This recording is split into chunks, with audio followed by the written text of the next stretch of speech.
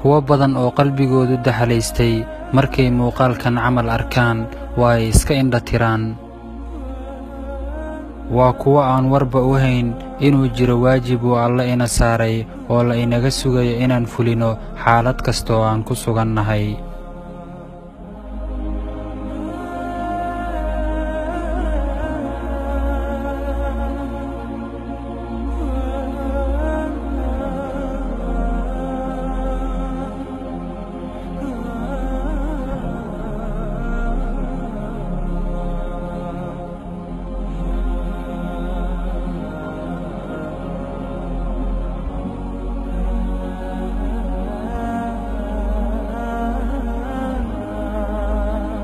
Allahu Akbar.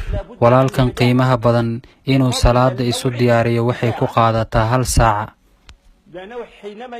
sababtoo ah marka uu qolkiisa ka soo baxo ilaa uu gaarayo halkii uu salaada ku oogi lahaa isaga oo tabtaa u socda waxay ku qaadataa ku dhowaad 15 daqiiqo.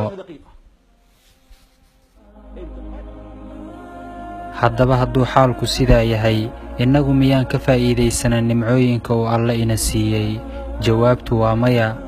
qaarkeen maba oga xigmadda salaada ku jirta. ogow walaal, hodantinimada dhabta ah ee aan weligeed dhammaanayn waa tan iimaanka. muuqaalkan sii sheer garay, kuwa badan ayuu cibro qaadasho u yahay.